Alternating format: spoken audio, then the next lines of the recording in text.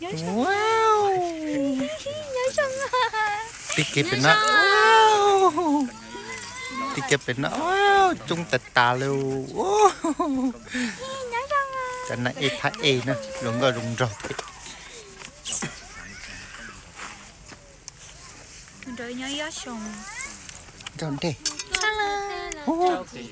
Có tiếng lỗi ạ nghe. mua cái xuân đi là trâu của Trời giờ nè. Có tiếng lỗi ạ ngò bây giờ. Lỡ tay là khỏi có bé súng nè. Có bé xong. Có bé xong ó rồi. Bây giờ có bé xong. Ui ra muộn sẽ. Ui ra muộn sẽ. Ôi nó mê lành đường. Có nhớ khó từ. Để chơi nhất nữa nha. Bà muốn để chơi nhất nữa. ông mà biết chơi xong thì trong đó ông mà biết chơi xong trong đó là trai còn chỉ xong và vì đó khó với mà ít khó bí quyết là ua đi chả có biết trẻ hóa Có cái có chí sùng dài cái bé cho xong đó. cái trái nửa có chỉ xong họ cũng biết chơi xong các bạn yêu lúc pro này sẽ là mình như nhau nha xoay đem cái mà chuột Họ lánh cũng tốt cho xong nha. yêu khó nữa dạ bé mà sao luôn Ê cần đến đây ôi chị là.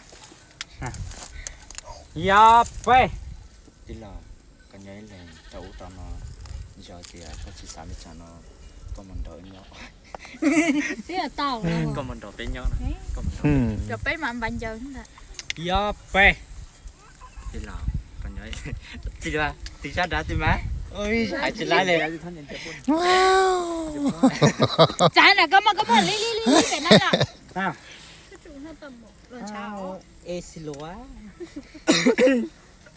dạ bé đi là cái nhảy lên tàu tàu nó giờ thì có chỉ sáng cho nó có mình đợi bên nhau giờ cụ thể giờ bao giờ sẽ là thế ôi giờ hay là thế nào ô Rồi bạn chờ nữa. Bây giờ tết cho nhớ cá sắc của lùn nữa.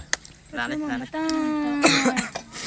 Ta sẽ tại trong đi. dạ bé đi là cái nhảy lên tàu tàu nó giờ thì có chỉ sáng cho nó có mình đợi bên nhau cụ thể giờ bao giờ sẽ là thế có mình đợi bên nhau ấy thật sự có sai giờ bao nhiêu nó của mình hai nhiêu nhiêu này bao giờ bao nhiêu ta có ok Cứ mà lấy hai nè, tay yêu con nè. ê chị hai lít đấy Cứ mà lấy hai nè tết gì mà lấy bay. Tôi chỉ một gì có. Cô ở đây chỉ có. có thể đi xỏ tụi con đi xếp đi khác Wow. Thấy cái húng khí nó một. nên hát đã đang nên hát kìa nên tí con thay cho các giáo kỹ Ôi trời có tụ kết rồi. chia 1-2 ngày tao nghĩ đã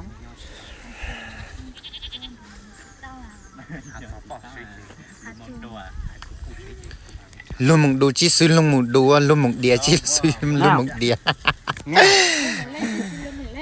dạ bé